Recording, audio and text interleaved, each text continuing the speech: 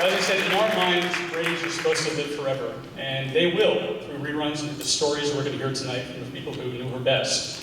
Now, we would have loved to have had Anne here tonight, of course, but we have the next best thing. Actress Henriette Mantel, who played Alice in the Brady Bunch movie, and a very Brady sequel. So let's bring Henriette up here.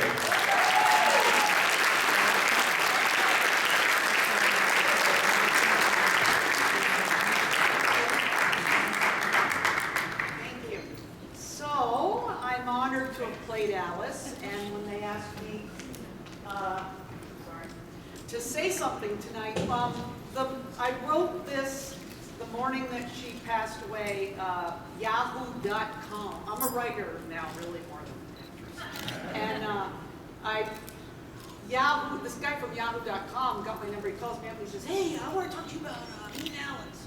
I said, "Well, I only met her once." And he goes, "Well, I need to talk to you. We got to put in yahoo.com, you know, blah, blah, blah." And I said, "Well, I'll write something for you." So I wrote this up, and amazingly, it got over 2 million hits, and all of a sudden people started just flooding me with Alice questions.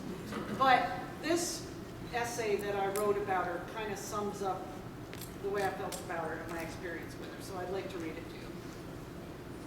I woke up this morning to several emails, one of which said, "My heart skipped a beat when MSNBC put your picture up. Are you alive?" According to MSNBC and Chris Jansing, I might be dead. When she reported the sad death of Ambi Davis, who so famously played the loyal maid Alice on the Brady Bunch, they put up my picture, me in the center square, from when I played Alice, the 1995's The Brady Bunch movie and its 1996 sequel, sporting Ann Davis's iconic updo and blue smock. Good God, Chris, is all I could think of. Have you no respect for Brady fans all over the world? You should have such a following. Get a grip, sister. You just lost a legend and you made a mistake like that? It was the summer of 1994 when I met Alice. Paramount Studios, Hollywood, a big day on the Brady movie set. Somehow director Betty Thomas, our fearless leader, had gotten Ambi Davis to appear in the film. My scene wasn't with her, but I was psyched to meet the iconic maid who I had the honor of portraying. I had watched every scene she was in over and over and over again to prepare for the role. I tried to emulate her extremely positive and spiritual attitude on the inside. Then I learned to imitate her walk and delivery, along with putting my hands in my apron pockets, making a big smile, going up on my heels and saying pork chops and applesauce. I felt like I knew her, but most of all I thought I knew how she felt about things, and it was fun. Jennifer Elise Cox, who played my Jan Brady and was in the scene in the movie with Ambi Davis, had left me a note. "Make sure you find me. I can't wait till we meet her. It's so awesome." I was a tad nervous. Geez, I mean, I was a late to the party Brady fan, but thanks to my slightly obsessive preparations, I knew every line she had ever spoken in every single show. I walked on the set in my blue uniform, white apron, proper dorky curls for bangs, hair up in a bun, and my clean maid shoes tied and pretty, and there she was, Alice herself, the real thing, the person who the die-hard Brady fans were ready to judge me against for the rest of my life. She just looked at me and she said, "Oh, this is eerie. This is really, really eerie." We both laughed, and thankfully she said, "Let's go over to the craft food service table and talk for real." So we did, and for a half hour, it was a half hour I'll never forget. She said how lucky she felt that she could wear a uniform every day and not all the clothes that the rest of the cast had to go through with their elaborate costuming. Boy, did I agree. We discussed how neither one of us was a cook, neither one of us had kids, neither one of us had a butcher boyfriend named Sam. And let's face it, who had a housekeeper that looked like either one of us? But then she told me of how over the years, thousands of people had told her what she meant to them. She said it always touched her heart to know that she might have brought up kids all over the country in her own way. She beamed at the thought of kids learning from her.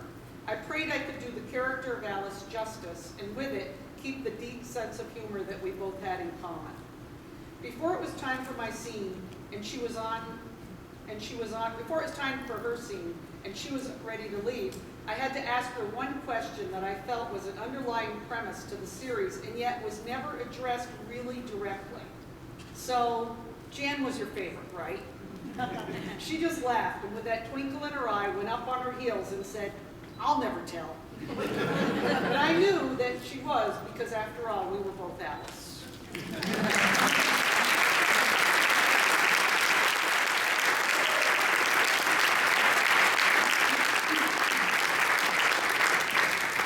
That was very sweet. I read that, and from that I called all the questions I was going to ask you today. Oh, so we're going to delve deeper into what you just shared with us.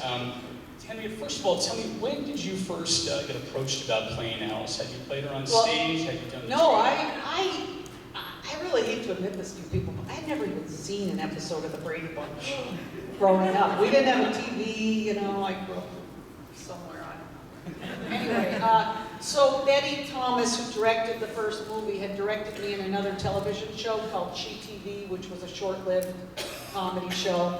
And she said that one morning she just woke up, she was casting the Brady Bunch movie, and she had had a hard time thinking, you know, Alice was going to do it, can do this, and all of a sudden she said, I was the one person that she woke up in the morning and said, oh my God, Henriette can do Alice. So I went through a grueling audition process against a lot of really talented actresses, and the night before my final audition with Alan Ladd, the producer of the movie, I stayed in character for 48 hours, and I served my friends dinner as Alice. Yeah, we had meatloaf. And I don't eat red meat, right? Do you remember some of the other actresses who were up for the part? Vaguely, not really. I didn't look at them. I was too busy thinking about my laundry. The laundry I was doing for the Brady kids, of course. Jane Lynch was up, but I think she was up for Mrs. Carol. Yeah, I don't remember who was up for Alice. I don't know. That's a good question. I didn't want to think about it. Well, what was the secret to capturing Alice? Well, I think her physicality was for me. Well, first of all, it was the physical stuff, like, you know, she always stood up, put her thumbs in her pockets, you know, she always had a big mug, you know what she was like, I don't have to tell you guys. But a lot of it was, you know, she had like this really unbelievably positive attitude underneath it all. And, you know, for somebody as negative as me, I don't know how I got it, but it worked. I felt like I really had to work every day on being really positive and loving and sweet and kind, and that was her, I felt like. I felt like she was just like a saint. Can we ask you to do just a little bit? Ah! Just channel a little. One lap.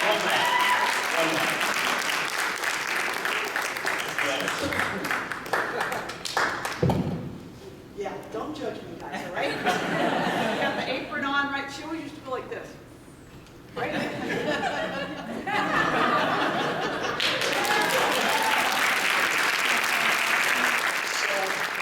Anne was a great sport. She came to the set of the Brady Bunch movie to film a cameo. She was playing a truck driver named Schulte, and I think we have that clip here. Peter, stop looking at your phone, man. I'm Alice, I'm telling you. Breaker 19, Breaker 19, this is Christmas Carol. Honey, no one's answered us in years. Oh, Mike, I have to try. Breaker 19, do you read me? Anyone out there? I need a 20 on a little girl. Blonde, blue-eyed, answers to the name of Jan. Tell her Mother Hen and Father Goose love her very much. Come back to me if you're out there, over.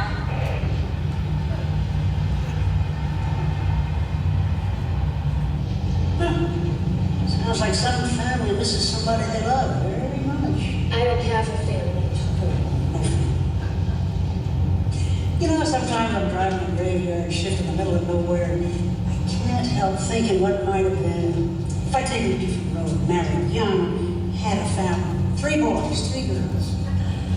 Oh, then a little voice says, are you kidding? They'd probably just treat you like a maid. You want some of this, Jan? No thanks. You have a little voice too? Oh, honey, when you're on the road as long as I am, You gotta talk to somebody. It's a trick I learned growing up. It's tough being a middle child. You're a middle child. So am I. Well, then you know what it feels like, not being special. What does she mean I'm not special? My family's not much, no kids. But we do have a lot of livestock. Dad! Oh, Dad! Dad, is it Dad? In this day and age, if you're lucky enough to say, It's me, the new Jan Brady. Let's knock over a 7-Eleven. Me too. Me too!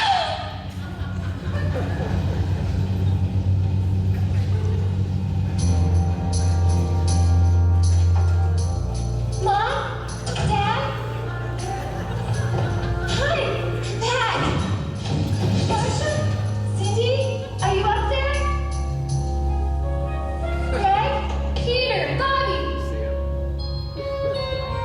Alice? Sam? Christmas Carol, Mrs. Schultz, come back to me. Schultze, this is Christmas Carol. I got 20 on a little girl. Blue eyes, blonde hair, answers to the name of Jan. I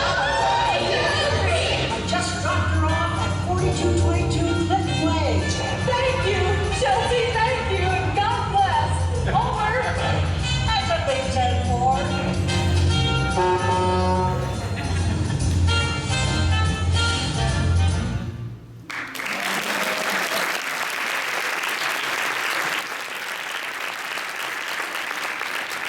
Yeah, what was Anne's reaction to your imitation of Alice? Or She told me I was excellent.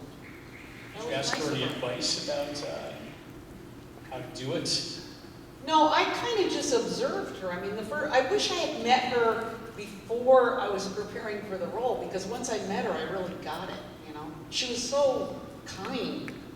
Well, you mentioned in your lovely speech that you felt that Jan was Alice's favorite. Why didn't you feel that way? Well, because she was my favorite in the movie, that's why I knew she was a favorite. On the series, though, too, you felt that? Yeah, kind of. Well, Well, yeah. there's 3 boys here who may object to that. They don't care about me. So we're gonna bring them up now. Okay. Thank you so Thank much you. for contributing to this. So let's bring up 3 chairs, if you could. Thank you. Yeah.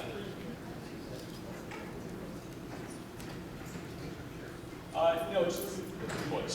The 3 boys. 3 great boys. So, here's Barry Williams. I don't have to tell you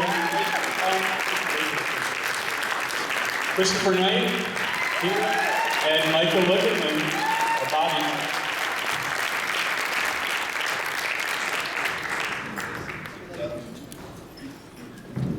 Guess I'll sit way up here.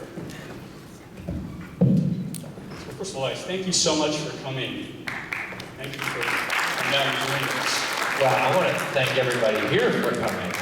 Otherwise, we wouldn't have a show.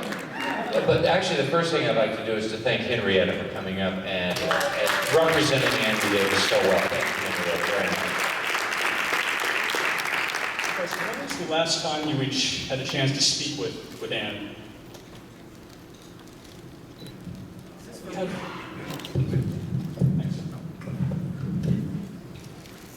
I'll go handheld. I suppose, you know what? I haven't thought about when the last time I saw her face to face was. I feel like I spoke to her at Florence's 80th birthday, even though I didn't, because her video that she sent is so classic and so funny. It got the biggest laugh of that show. It got the most audience response, and that was so beautiful. But it would have been, a very long time ago when I saw her in person, and at the 35th anniversary. TV Man. Yeah, that special. It would have been that. So several years back. Yeah, I mean, the synapses are I guess, working now because of that memory, because I couldn't recall. But that must have been when it was. So how many years ago was that? That was now 10 years ago? Yeah. Same thing? Yes, although I did have a chance to visit her in San Antonio, where she had moved, which was fun. And I love that she was very happy in her environment. She had been with a bishop for, gosh, 15 years already by then. And she seemed, in her later life, very, very comfortable with who she was. She always lived her life on her own terms. But she seemed very, very happy living in Texas. Well, unbelievably, Anne was only 43 when she started playing Alice on the Brady Bunch, which... I remember being 43. Younger than Just all of us. barely, but yes. Does that surprise you, thinking back that Alice was just 43 years old?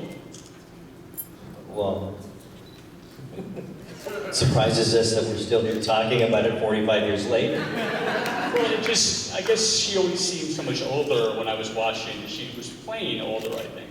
To all of us. To all of us. She seemed older. But no, 43.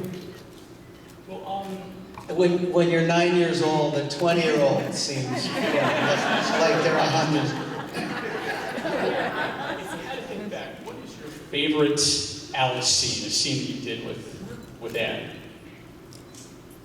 You know, I was just commenting on this earlier. A very unique thing happened with Anne passing away, and that was that a lot of individuals who know me, of course know my connection to the show, were offering condolences, deep condolences, which makes sense.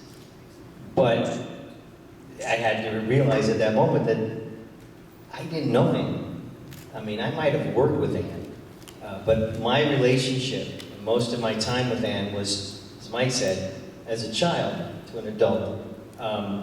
And in 76, she decided to sort of give her life to her church and literally cloistered herself away from where we were at. Though we have opportunities along the way, a few, working together. Those days were very few in number, and the interaction even fewer that I recall. So there wasn't a whole lot of adult understanding for who she was. So I was left with this idea of Anne that is as much Alice As us. as all you, yeah. I remember a time being a kid, thinking to myself, so this is a party in the Hollywood Hills, huh? I thought, man, I guess I've made it now that I'm at a party in the Hollywood Hills, looking out over the lights of the city. It was at Ann B. Davis's house. It was a Halloween party. It was great. So Anne drove a Porsche, is that correct? Is that what she drove around? And she was always up for anything, it seemed like. She was kind of her own stunt woman, if you look back at some of these episodes. And we have a little compilation of some of Alice's most daring moments, if we could run that.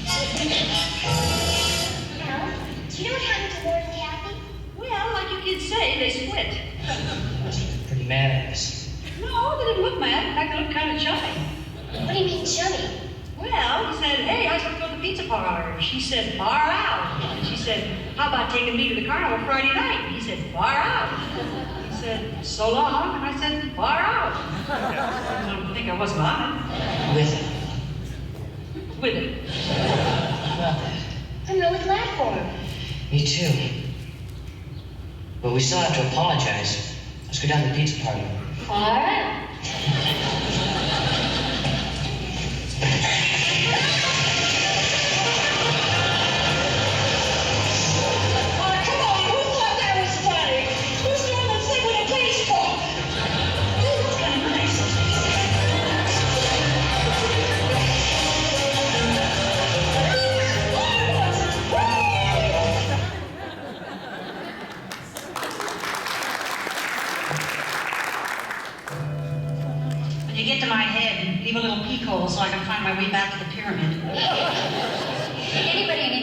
bandaging isn't worth saving. The manual says that in case of a double compound fracture in both arms, the victim must be completely immobilized. Will you do me a favor the next time you ask me to volunteer for something? Immobilize my big mouth before I can answer. Well, I gotta go do my homework. Come back soon, visiting hours from 7 to 9. Well, I've run out of bandages. Promise you'll stay put, okay? Cross my heart, if I can reach it.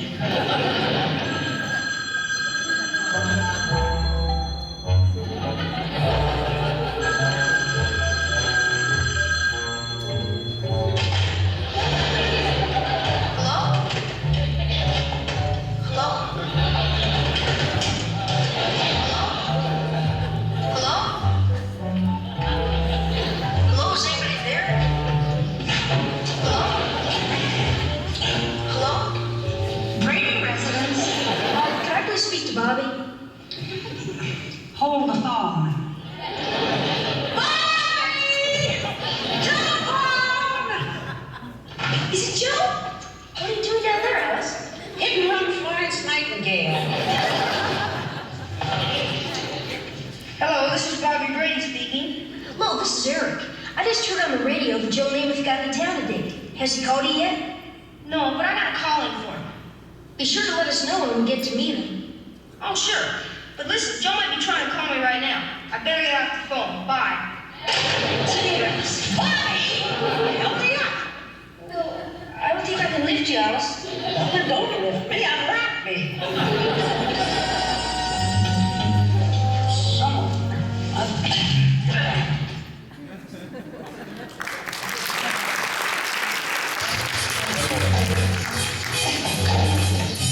Boy, this is gonna be higher than I thought it was.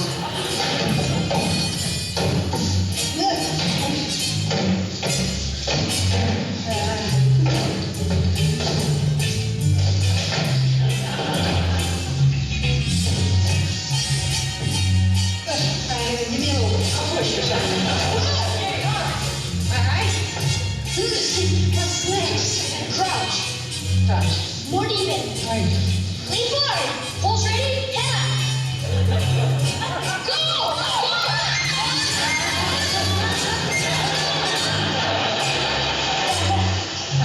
She'll need 2 more lessons. Maybe 3. I hate to be deadly American, but I do have a fruit test to register. Your snow's got splinters in it. Alice, I don't know what to say. Can we pause this? Thanks.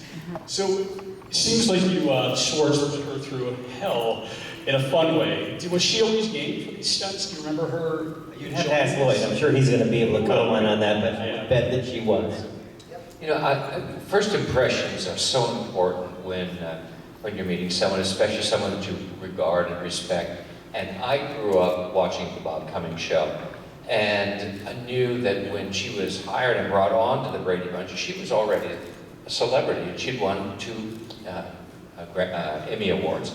And I knew that she didn't have children, and I wasn't at all sure that she was going to be happy being around children. And it proved to be kind of true. She didn't have a natural affinity for any of us, really, but she was a professional. She really was. And I knew I wanted to pay attention to her because of her success and because she was clearly very talented. And watching off screen behind the camera one morning, she's rehearsing a scene in the kitchen where she often was, pretending to be a good cook, which fooled all of us. And this was my introduction to her, what I would call wicked sense of humor. A very kind of a biting sense of humor in real life. And I was watching her rehearse this scene and started laughing. She was funny. And I was giggling along with it. And at which point she stopped the rehearsal, turned around, pointed at me and said, "Comedy is not funny." I was crushed.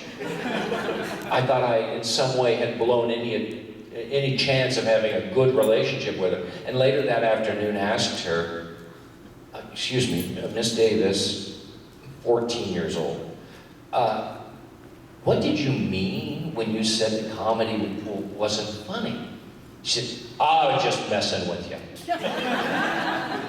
So you called her Miss Davis, is that correct, throughout the run? Mike, do you remember calling her Miss Davis? I think I probably called her Ann, or Ann B. Yeah, Called her Ann. about the second season. We called her Probably the Ann. first season. Yeah. And she said, okay. Barry was calling Florence Flo. But it was fun because we shared a lot of, we did, she and I was a little, and still am older than these guys, but when we came into all of this, so we had things in common that we liked a lot. Tennis, we played, that sports car you're talking about, I bought one just like hers, and... Did you ever drag race with Ann? I did not drag race with her, but she was an avid skier, and I did spend a weekend, we drove up together in her car to Mammoth Mountain. She had her car longer than Barry had his.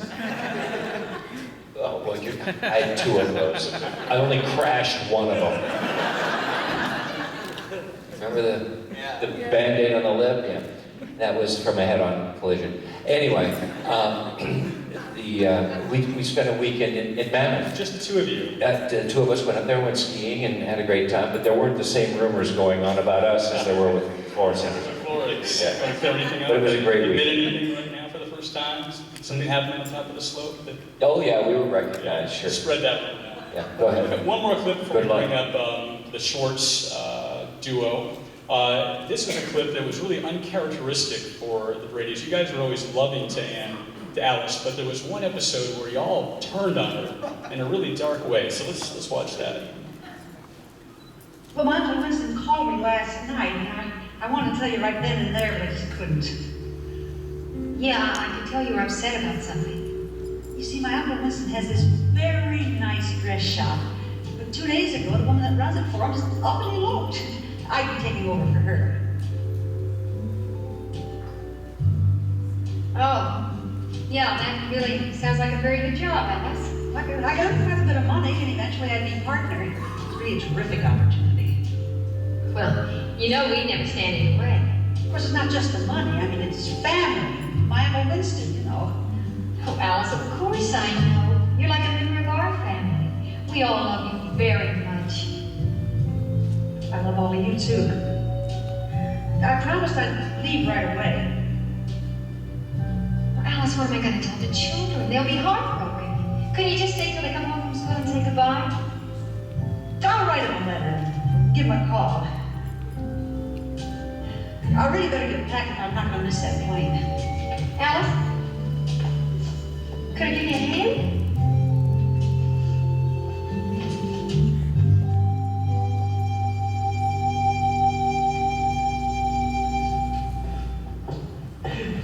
Well, you should have seen the look on Lester's face when he found his sneakers filled with the shaving cream. Hi. Hi. You're not Alice. No, I'm not. I'm Kay. Hi. Hi. Where's Alice? Gone. And you are Marcia. What do you mean gone? left, packed up, went. And you are Great. Where? back home. For good? Seems so. Alice took off just like that? I can't believe it. You can believe it.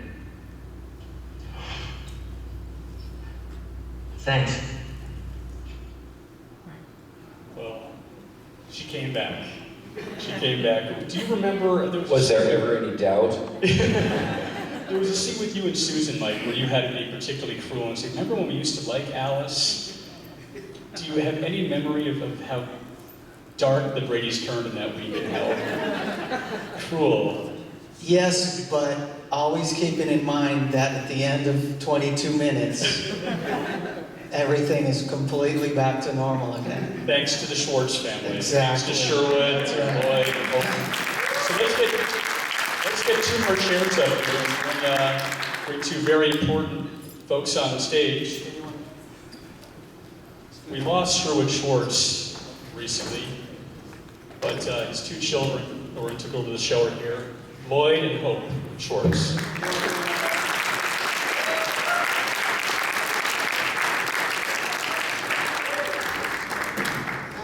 I'm for close seats.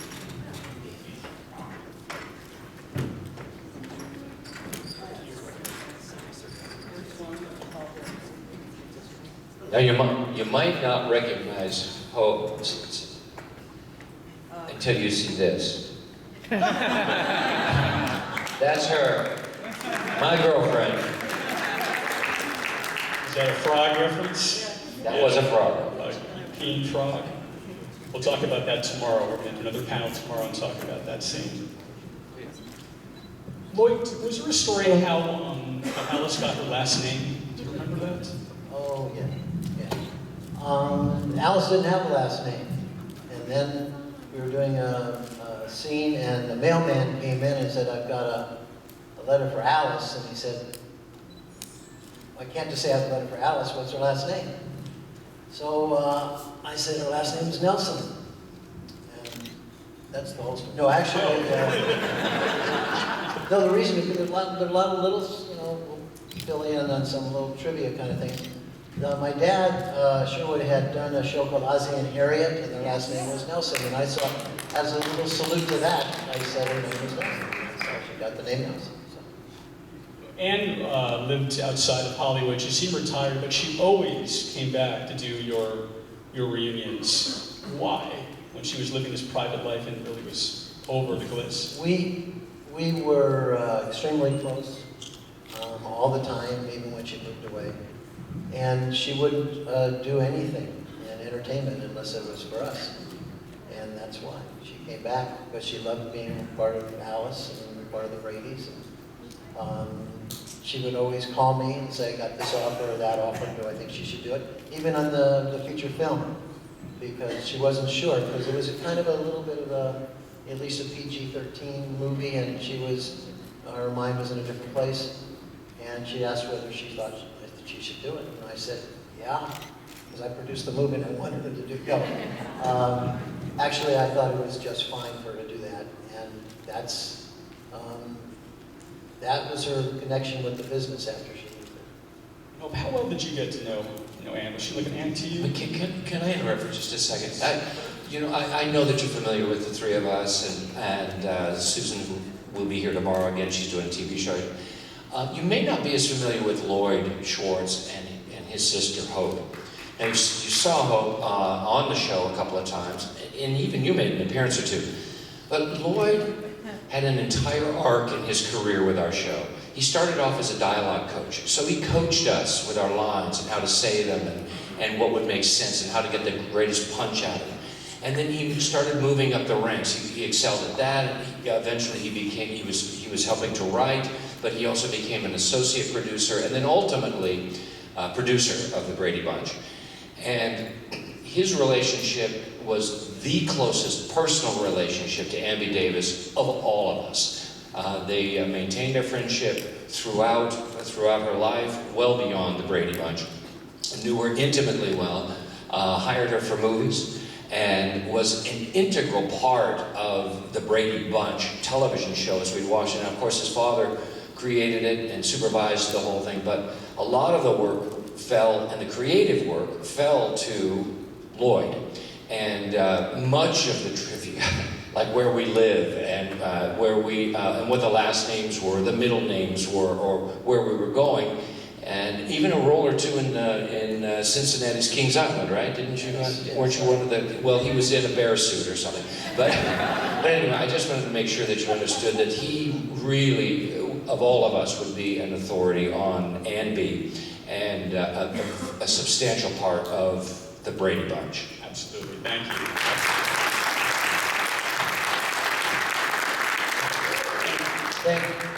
Thank you very much. And Hope, you appeared in a couple episodes, yes? Yeah, I was in 4. Four. Tell us, go through the 4 that you appeared in. I first got uninvited to Marcia's slumber party, which I still have not recovered from. It's affected me all these years. It's just part of my self-esteem there. And then I started dating Greg Brady. I was Rachel, and for some reason, every time we went out, we went to the drive-in. And every drive-in we went, there was a Western showing. One time frogs, another time you came along and stuck an umbrella through the roof. And then the last one was when your hair turned orange, and I was for some reason, a different person in the beauty parlor. I was all of a sudden Gretchen. But I guess Dad didn't think anybody would remember me from the Rachel, again, self-esteem issue, I don't know. But at any rate, I knew Ann just from coming down to the set, and she was always very kind, and she had this director's chair that she used to work on. She liked to needlepoint. And I remember that she asked me at one point, she was working on it, and she wanted me to draw on it. And because I was always drawing, and she asked me to draw a little bit on it, and I did, and she needlepointed it. And every time, from that point on, every time I would talk to her or see her, whether it was at the 35th or when she came to see the Brady Bunch musical, she would always reference the director's chair and that little bit that I drew that she loved, and that was kind of a little thing. But last time I saw Ann, she came to the Very Brady musical that Lloyd and I wrote, and she was just in a very peaceful, wonderful place, and she loved it. She was very complimentary. We walked along together after we left the theater and caught up a little bit, and that was a couple of years ago. Lloyd, you flew down and contributed to the service, correct? And Yeah, they asked me to do the eulogy in San Antonio, and so I thought I would, I don't think you'd get a chance to do a eulogy twice very often, the same eulogy, but I thought that maybe you'd like to hear that. Yeah. We love it.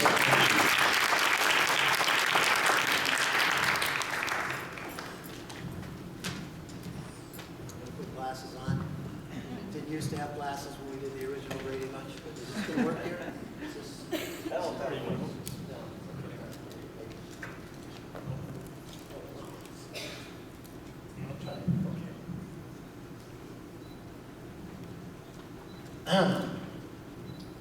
Ann B. Davis's birthday. Okay. Ann B.'s birthday was May 3rd. My birthday is May 2nd. Every year she would call me on my birthday. She thought that would take care of our calls. I'm clever, so I decided I would call her on May 1st to beat her to it. That's when she started calling on April 30th. You can see where this is going. Around February, the birthday calls would start. Now, who am I going to call in February? You probably know Ann B. did a lot of theater and was an Emmy Award-winning actress for the Bob Cummings Show. Then my father, Lloyd Schwartz, created the Brady Bunch, and I had the enormous privilege and pleasure to work with her on the series and many Brady projects later on, eventually as a producer and executive producer myself. But Dad didn't create Alice. She was Ann B.'s own creation. He just wanted a funny housekeeper, but he got a whole lot more. America got a whole lot more. I got a whole lot more. I got a lifetime friend. Can you guess who taught me how to drive a stick shift? That's right, Ann B. I was really getting the hang of it until the cops started to chase us out of the parking lot at Dodger Stadium. But they let us continue when they saw that it was Alice behind the wheel. Ann B. and I played tennis. People always wondered about that. Isn't it hard for her to play in that blue uniform? That's because people confused Ann B. Davis with Alice. If you knew her, you knew how much more there was to Alice. For one thing, Alice could cook. What was she really stirring on that stove in the Brady kitchen? Water. Water. Nobody stirred water better than Alice. And nobody stirred up hearts better than Ann B. Davis. When you called Ann B., she would always answer warmly, "Hello, hello." Wasn't one hello enough? Not for her. She knew that if hello is warm, hello, hello is double warm. Annie was double warm. Annie was always there for you. She came into town for my son Elliot's bar mitzvah. She stayed at our house with me and Barbara and the family. She also had come into town for our wedding. Before that, she stalked the play I wrote. When I proposed to Barbara, and she said yes, I wanted to ask Barbara for her hand, but I didn't do it. Ann B. did. From the stage during a curtain call. On my behalf, Andy asked Barbara's father, who was attending the play. That way he'd be too embarrassed to say no. He mumbled yes. I was smart. Who could say no to Ann B. Davis? Annie lived her life on her own terms, successfully on her own terms. She was an enormous talent and success in show business. When she moved out of Hollywood, she decided that there was a more fulfilling life for her elsewhere.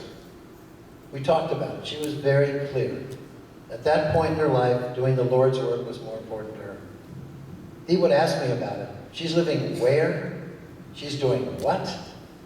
For Ann B. Davis, it was simple. She was where she felt she could do the most good. I know wherever she is now, she's doing the most good. A few years ago, she came back to Hollywood to join the rest of the Brady Bunch at the TV Land Awards. When she was introduced, she got more applause than any of them. Overwhelming applause and a standing ovation. That stunned her. She didn't know why. I knew why. You know why. It was someone they felt that they could go to with a problem. Someone they felt that loved them for themselves. Someone they felt who had it all together. They knew Alice, but come to think of it, they also really did know Ann B. Davis. Ann B. Davis. She was never a B. She was always an A. God bless you, Annie. God already blessed us by letting us have you in our lives. And this is what I said. I don't know if a standing ovation is proper in a church, but in this case, I know it's the right thing to do. And then everybody stood and applauded.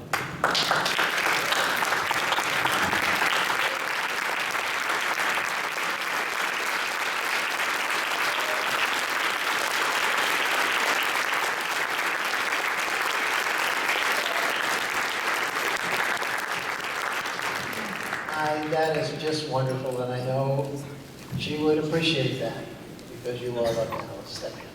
That was perfect. See why you're a writer, but. Well, as Barry said, no one knew her among the Bradys better than you and Sherwood. So I want to find a little bit more about her. There's a photo of Ann with her identical twin sister, if we could show that. No.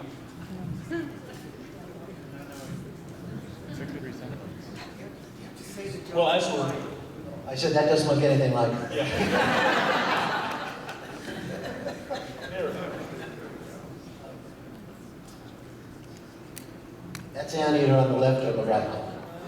That's Ann on the left? I said that's Ann either on the left or the right. You don't even know. No, she's on the left. So did Ann ever bring her family to the set? Did she ever bring friends to the set? Tell me. Yeah, her sister is Harriet, and she brought her several times to the set. And she came to the funeral too, and my wife Barbara were there. And it was a little odd because she had a lot of the same kind of mannerisms and things. And she's a very sweet lady. And they were very close. And Ann got very technologically smart in her later years, and so they would Skype every day. Yeah. And she had a brother as well, yes? Yeah, I only met him one time. I don't know if I don't think he's still alive, but I hope he is. And so, Barry, who said that she lived up in the hills? Is that right? Yes, in the Hollywood Yes. Hills. Tell me about, did you all go up there at some point? You went to a Halloween party. What was her home life like, and what was her design of her house like? Oh, well, the house was... It was in Studio City. Yeah, it was Studio City. I mean, there was nothing particularly special about the house, and I certainly didn't know a lot about her home life as a kid, mostly from the set. I think what I want you all to know is Ann was our disciplinarian. She kept us in line. She was professional. And even though she didn't have kids when she came into the show, she felt like she did when she left. because she became very endeared to all of us. We counted on her, we relied on her. Mostly we respected and paid attention to her because you did not want to get on Andy Davis's bad side. And we loved her. She was a very professional actress. Now, there are all kinds of actors. Some of them are spontaneous. We just lost one with Robin Williams. He's very spontaneous, and so when you work with somebody like that, you put the camera back here and you let them do what they're going to do. I had the pleasure, and she did an episode for us working with Imogen Coca, who was that kind of spontaneous too. Andy Davis was a very different kind of performer. She was very disciplined, and every rehearsal you got exactly what, she did it exactly right. And you got what you wanted from her, and you could depend upon that. That doesn't mean that she wasn't, she was terrifically funny. Like Lucy, I don't know if you guys know this, but Lucille Ball was very disciplined. All her performances were the same and meticulous. That's like Andy Davis. But you saw Lucy and she was kind of a whack job.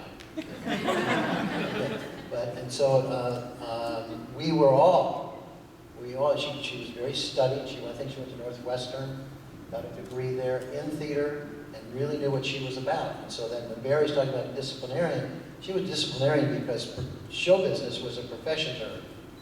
And she also had an attitude which was, the writers have worked very hard on these scripts, very hard.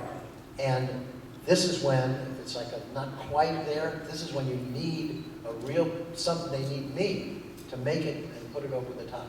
And we could always depend on it. There's a term my dad had called owl. If something is funny going on over here, it's even funnier if somebody's watching. And then you would cut to the close-up, like usually of Ann B. Davis, watching the craziness that was going on. And so you've got two sides of the funny. And she was terrific for that. Her reactions were more important to us than even what she was saying. She was just totally dependable. Great, great lady. I came to appreciate what these guys are talking about much later in life, and something I didn't realize when I was a child, because I spent 15 years as a camera technician in the movie business. And there are some people who are very free and wild, but the bottom line is you have a script to shoot and you have a schedule to meet. You have to film a certain amount of stuff that's written in that script each day, and which means you're repeatable. You do the same thing each time, so that the camera can get the shot, or so that you're well lit, or so that you're not blocking the light of another actor. Well, I'm talking about the technical aspects of it, and there's a lot of technical in the acting that makes it work or it doesn't work. But if you can deliver the performance on top of that, that's where the real pros shine. And she was all that. She was a pro, and I told you, Lloyd, that I just recently reread your book, Brady, Brady, Brady. Have you all read that book? If you haven't, you must. Lloyd, his father wrote that. You tell a story in there. You don't hold back about Mr. Reed, your issues with him. But Anne, one day, spoke up and gave him the business. How can you share that story? I don't know that I can here. A version of it. No, are you talking about the candles? No. That she said, all right, we're happy to be Brady's, and if you don't want to be, you're going to get a different job if you don't. I think it's what you wrote. That. Oh yeah. Yeah. Lloyd is scanning the number of stories he can't share with Brady. We're going to find the one you can, though. I think he threatened to get another job, and Ann said, well, if you want to, you better get another job, is what it was. Because she was happy to be a Brady. She has. Yeah. Robert was difficult sometimes when he wasn't impossible. And I think this was the time that he said, I didn't start my career to do this kind of thing, and then she just said, you should get a new career. So that was, she loved it then. She loved being part of this group, and always. Well, there's this clip that I found on YouTube that I was really surprised, and we saw a second of it at the start of this. She did an episode of The Dating Game, which I thought was hysterical to see it. Did she ever have a significant other in her life? Did she ever bring someone to Hawaii with her or the Grand Canyon? No, we had long talks about that. And there was a lot of people who, and there was actually in the Inquirer and things that talked that she was homosexual. We had long talks, and she said, a lot of people think that, but I have a lot of issues in my life, and that isn't one of them. So she wasn't. She had apparently a relationship early on with a man, and it didn't happen. It didn't end happily for her. And so that was just a part of her life she didn't go into anymore. Well, in the 70s, she had a chance to go to San Francisco with one of these 3 lovely bachelors. So let's run this fun clip that shows Anne's really fun side.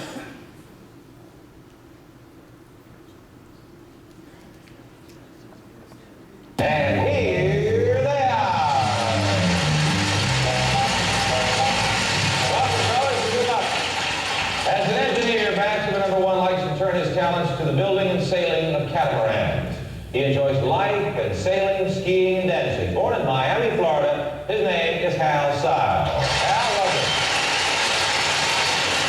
Bachelor number 2 is a teacher who has produced 2 educational films. He enjoys traveling and developing new products and ideas. Born in Anmore, West Virginia, meet Eloy Rodriguez. Eloy, welcome. And Bachelor number 3 is an actor and lecturer. He likes to sing, he loves horses, and hula hooping. He's traveled throughout Australia. Here is Walter Berry. Walter? Good luck. And there's a panel of articulate guys already to play games. Now, of course, we present our great lady from hearing the introductions of our 3 gentlemen. She's been isolated up until now, off stage in our soundproof room.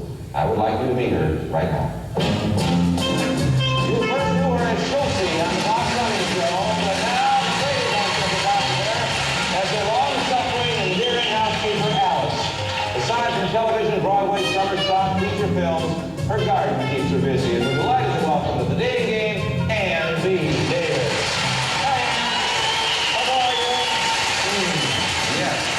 Oh, that was nice. Now, Anne, we have 3 gentlemen who would love to do that, too. Yes. And one of them will... All right. Well, you're going to get a chance. You can't have them all, so we'll let you ask your questions, then select only one, okay?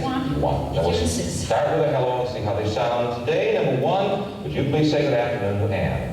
Good afternoon, Anne. Thank you. Number 2? Good afternoon, Anne. Thank you. Number 3? Hi, Anne. Ready to give it a try? Yes, sir. Now. Sit down. Have a seat. Have at it, gentlemen. Stand by and look out. Here we go. Bachelor number 3, that was the hi. What did you learn the last time you held a very sexy, sensuous woman in your arms? What a real good feeling it really was. Because... All right, now Bachelor number 2, would you care to tell me what you learned the last time you held a sexy, sensuous woman in your arms? Well, I learned how warm a woman could be for the first time. And I learned that I had several new experiences that I've never had before, and I'd like to try it again. I'd like to have you try it again, honey. All right, Bachelor number 1, if you had to sleep at the zoo tonight, what cage would you hope that they put you in? Well, I think I'd like to go in the cage with the polar bear. Because they have a nice furry feeling, and they're, large and sensuous and warm. And I think it might be a very enjoyable experience, as long as you didn't get too excited. How did you feel the last time you held a sexy, sensuous polar bear in your arms? Yeah. Say, Bachelor number 3, tell me something about yourself that you're afraid I'm not going to ask you, that you want me to know. Well, I like horses and also do the hula hoops, but... In that order? In that order. In that order. At the same time? At the same time. All right, Bachelor number 2, answer the same question. Well, since you asked about the sensuous woman, I think you should have a little experience with a sensuous man. Bachelor number 1, same question. What do you want to make sure that you tell me about yourself tonight that you might not get a chance to otherwise? Well, I want you to know, Anne, that I'm truly one of the world's great lovers. And I'd like to have an opportunity to show you just how nice it can be. And he's modest too. Oh, yeah. Okay, let's see now. Bachelor number one again. I can hardly wait for it to snow because I want to go skiing again. Yeah. Now, if we went skiing together, which would did you say yeah? Was that you number one that said that? It is. Not this weekend. Now, if we went skiing together, which would thrill me more, your skiing technique or your lodge technique? Well, I have a unique combination where we have some lodge technique on the ski slopes. And that's probably a fantastic experience. Hey, Bachelor number two. Bachelor number two, would I be more impressed by your slope technique or your lodge technique if we went skiing? Well, I think I could use the slope technique in the lodge, on the slope, and on the way home. Well, we're not going to waste a minute. There, you can see that. Oh, okay. Bachelor number three, because of my work on the Brady Bunch, I've become used to kind of a rehearsal schedule. Now, if I pick you, what part of our date would you like to rehearse together? The loving part. Because I'm such a good lover. I don't want to get out of practice. I wouldn't want you to. Bachelor number three, are you really happy with the way Bachelor number one has been playing this game so far? Well, I'm real happy because I'm kind of snappy, and if you pick me on the dating game, you're on your way to love and fame. Bachelor number one, what's your attitude about Bachelor number three's way he's playing this game? I find it unique, and I can't.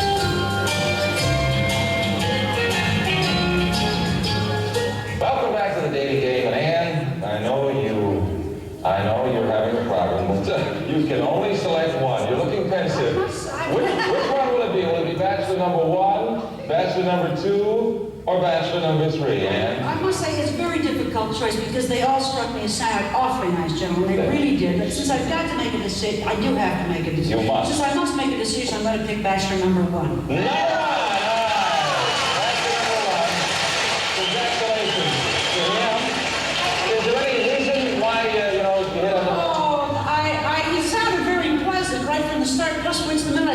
Ski, he fainted. That's right. He loves skiing, and I know you do too. Now, we'll learn more about him in a moment. But first, the other gentleman. Bachelor number two is a teacher who has produced 2 educational films. He enjoys dancing and traveling. Born in Anmore, West Virginia, Eloy Rodriguez. Eloy, come and say hello to Andy Davis, if you will, please. And you also didn't select number three, who is an actor and a lecturer. He loves to sing, and he does love horses and hula hooping. He has traveled throughout Australia, Walter Berry. Walter, say hello to Andy. Well, gentlemen, as a lasting reminder of your appearance in the dating game, I want you to have this all sports calendar. These are the losers, then. An all sports calendar watch from West Lodge. It's water resistant with chrome plates that has a movable elapsed time ring made by West Lodge for the vision of General Time. And gentlemen, I'm sorry you weren't that good. Well, thank you so much, everyone. Well, they weren't losers, they just weren't chosen, Anne. And, well, I don't know. I feel right now that maybe I will, but I still got one to go. There's one left. He's still there, and I'd like to tell you something about it. He's an engineer building and sailing catamaran. He enjoys sailing. He loves skiing.